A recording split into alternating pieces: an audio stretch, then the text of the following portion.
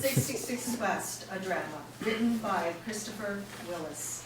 Subtitle, in Western Oklahoma in 1935.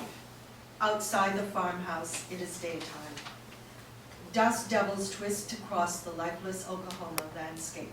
Millie, 14, her dress threadbare, too small, her face dirty, void of emotion, sits stoic in a straight-back chair in the middle of a dirt field.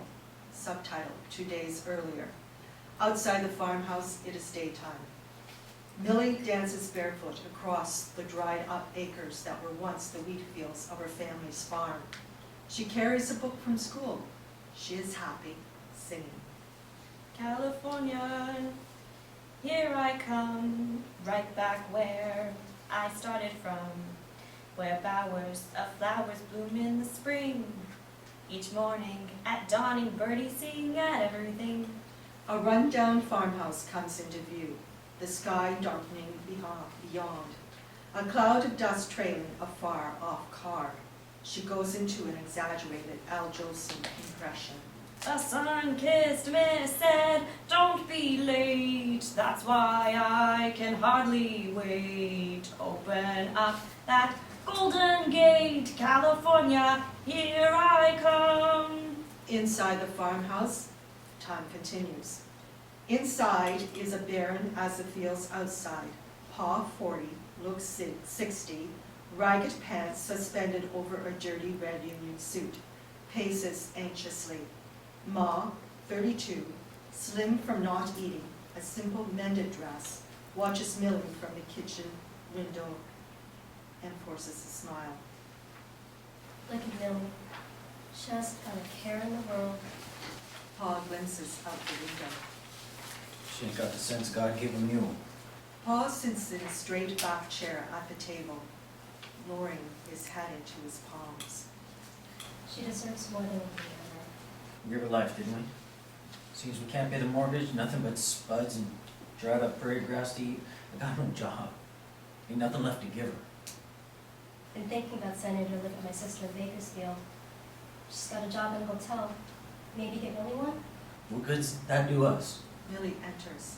Storms are brewing. You'll survive. You always do. Got homework? Book report? Get to it then. She done enough reading. I need a pencil. In the basket. On my bed. Inside Pa and Ma's bedroom, time continues. Wallpaper peeling, no furnishings except a rusted iron bed and an Indian basket where Millie finds a tattered Sears catalog, a ball of knotted twine, and an old revolver, and finally a nub of a pencil. Time continues and it's now inside Millie's bedroom. No bed, only a quilt-covered canvas ticked filled with straw. Tucked in the quilt is Millie's prized Shirley Temple doll.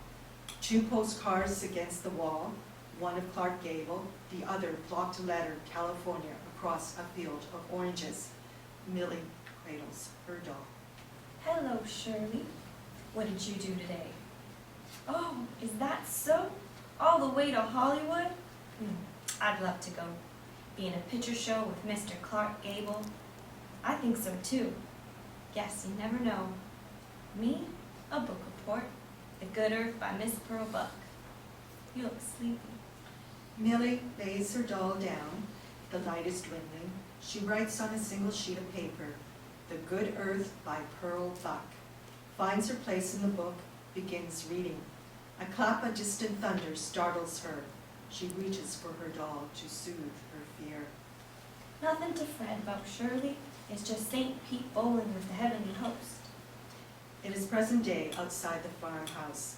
Millie sits stoic, holding the hand of her Shirley's Temple doll. Signs of wreckage in the background. Outside the farmhouse 2 days earlier, a dusty Duesenberg stops at the house. Mr. Brown, 35, pencil mustache, loud sweat-stained suit, spats straw pork pie hat, lumbers to the front door. Thunder rattles the house as he pounds on the door. Inside the farmhouse, time continues. Nervously, Pa opens the door. You here already? Mr. Brown enters without invitation. The sun takes cover behind a thunderhead. You knew I was coming. Mr. Brown peels a bill from a wad. One sawbuck, as agreed. Pa shoves the 20 into his pants. Millie, get your skinny butt out here. What's going on? Ain't got no choice. Millie appears. Hail drums the roof. This is Mr. Brown. He's taking you to Amarillo. He's got a job for you. And what kind of job? Go collect your things. Pa, I don't want to go to Amarillo. Do what your pa tells you. I ain't got all day. Don't you speak to my daughter like that. Millie retreats to her room. Mr. Brown gives Ma the once-over. Well, ain't you the firecracker? I can find work for her, too.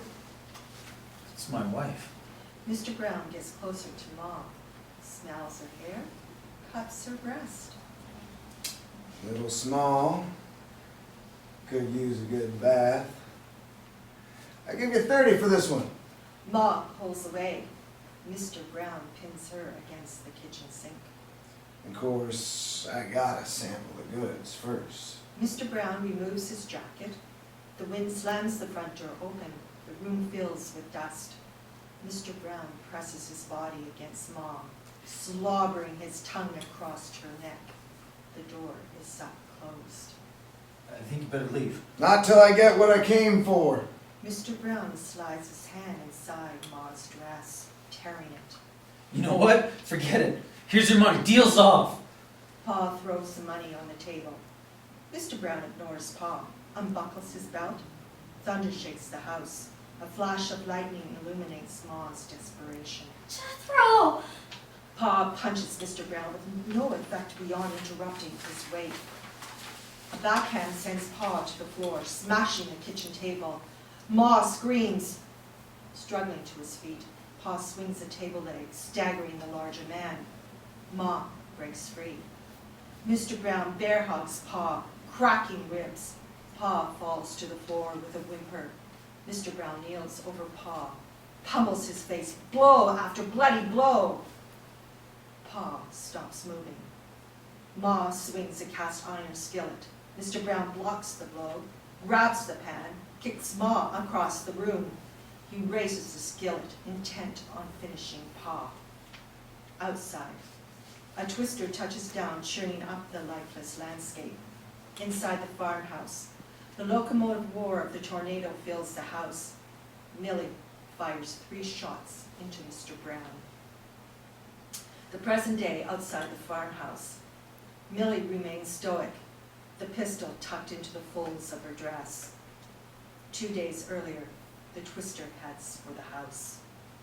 Inside, Ma tries to lift Mr. Brown off Pa. Millie, get into cellar!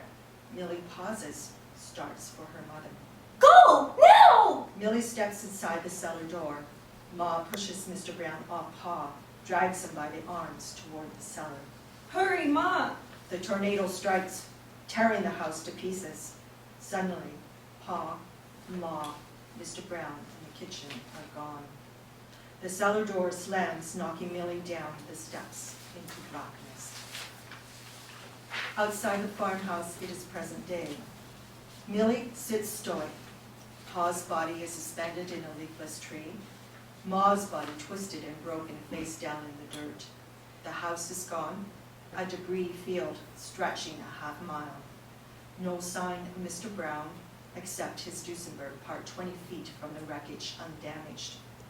Millie rises, paralytic with trauma. Shirley Temple in one hand, revolver in the other. She climbs into the Duesenberg. California, here I come. Millie drives away, Shirley Temple abandoned in Oklahoma dirt. On Route 66 the next morning, the Duesenberg is stopped on a bluff overlooking a dried-up riverbed. Millie's asleep in the back seat. A train whistle startles her awake. Her stomach growls. A trace of wood smoke drifts up the bluff. She smells food. Outside the hobo camp, time is continuing. A small fire burns near the riverbed under the trestle. A can of beans on the embers. Millie charges for the food. Roger, 35, unshaven, dressed in expensive but tattered clothes, steps out from behind the trestle and puts a jackknife into Millie's throat. What do you think you're doing? Millie freezes. Why, you're nothing more than a wisp of a girl. Please, mister, I'm hungry something fierce. Not sure how that might be my problem. Do you have anything to trade? In car? Roger releases Millie, closes his knife. Car, he said. Millie points. By the road, top of the bluff. Roger stretches to see over the bluff. And are you alone with this car? Millie wises up. Nah, my pa's still sleeping. That's all. Do you think you might offer a fellow traveler a ride? Got money for gas? I might be able to scrape together a nickel or two. You can ask him. Roger hands Millie a spoon carved from a stick. He, Millie devours the can of beans. Later, Millie runs up the bluff ahead of Roger. Hey, Pa, we got company. Millie reaches the Duesenberg, grabs the revolver, points it at Roger. I lied. Pa ain't there. Roger raises his hands. here now, there's no need for violence. You drew the knife. Fair point. What's your name, little sister? Millie. Well, Millie, I really mean you no harm. I'm just looking for a ride. Millie considers, waving the gun back and forth. Put your hands down. I did share my breakfast with you. Okay? You drive. But remember, I have the gun, and you wouldn't be the first I used it on. Strangely, I believe you. Name's Roger, by the way. Pleased to meet you. Outside the farmhouse 4 days after the storm. Coroner Assistant Lee Wilson loads Pa's body into his coroner's wagon next to Mom. This one's beat up pretty bad, and not from the twister. Deputy Sheriff Henry Jackson lifts Shirley Temple out of the dirt. Look for a child. Wilson points to the buzzards circling over a rise. There?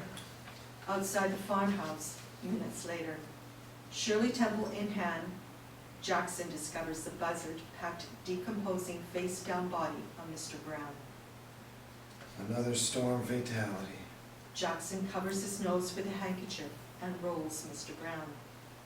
Only if the tornado was shooting bullets. Jackson points out 3 bullet holes in Mr. Brown's torso. This man was murdered. I'll get my wagon. Jackson looks at Shirley Temple. So where's your little